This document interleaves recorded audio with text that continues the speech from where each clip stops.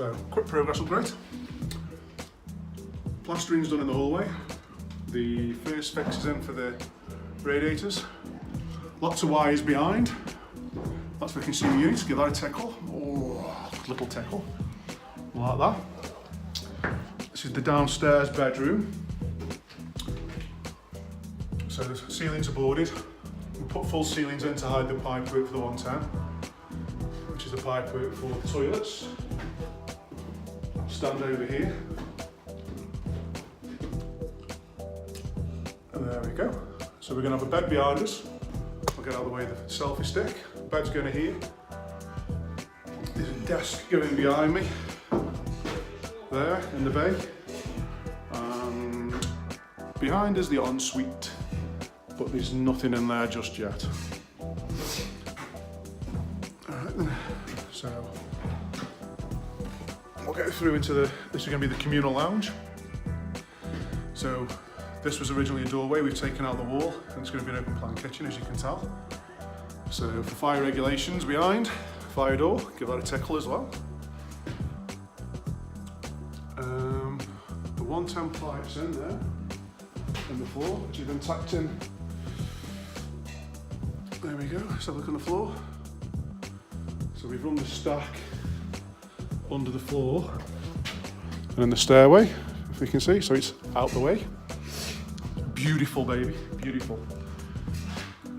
So we're gonna have a nice open plan kitchen. We're gonna have a breakfast bar.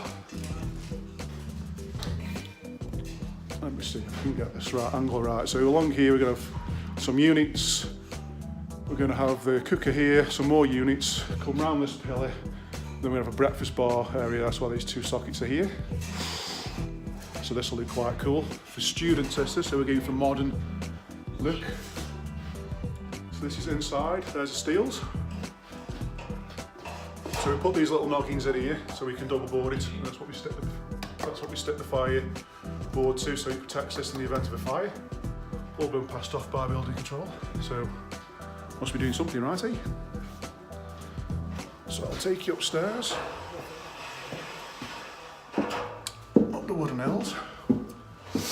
I haven't done any Facebook updates for a while because I've got a couple of slip discs in my back, so I've been out of action. So, this room's already skimmed. Full ceilings are in. Smoke alarms are in. Pendants are in. Fire egress windows done. Check, check, check. We're killing it. We're killing it. We're killing it. So this room's ready for second fix joinery. Into the next room. Very, very, very quickly. A bit dark in here. So again, plastered. Almost dry.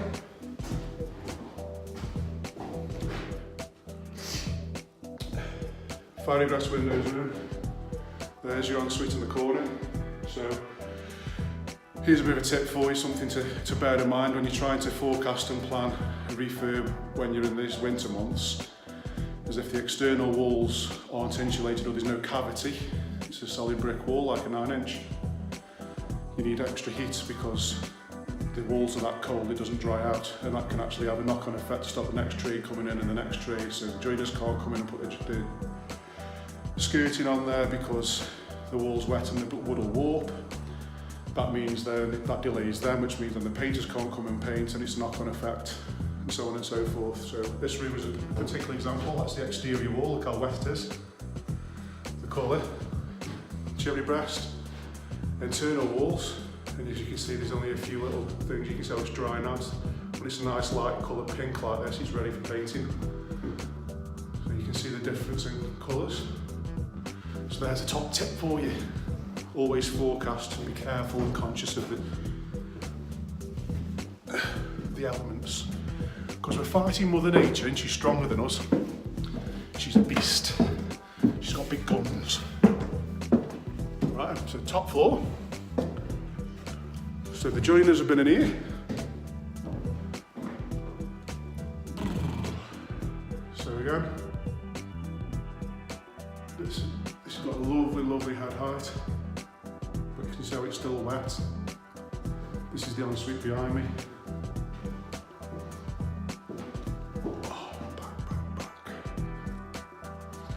Something I've picked up, another reason why you need to do regular site visits is the plaster hasn't double boarded these purlins. So obviously in the event of a fire, with it being timber, that's carrying the structure of the roof. So if there is a fire and it's not protected in any sort of way to give any sort of time elements to get out of the building, you're gonna have the weight of the roof coming through. So good job I came here and put it right. There's another little bit of a tip. And finally, the other top room. So there we go. Same here, purlin is just purlin, tickle, tickle, tickle, tickle, tickle. That needs double boarding to give it some protection from the fire. But yeah, so there we go. Very quick update. So, top tips to learn from this one is when you are project managing a build and it's winter time. Look at that, I feel like I'm smoking. Yeah, always add a little bit of time for drying because of the knock-on effect for the next trade. But we're still on schedule for this one.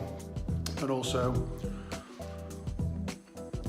a few other issues with the cold weather as well. It's been hard for the roofers to put a new roof on because of the slipperiness of the tiles, and obviously they're using sand and cement for doing the verges and stuff, so that won't go off unless it's 2 degrees and rising. So it means the scaffolding's been up for a little bit longer because of the elements, which then means that all the windows haven't been installed. So for instance, this is an old window behind, it needs to be fire egress for HMO regs.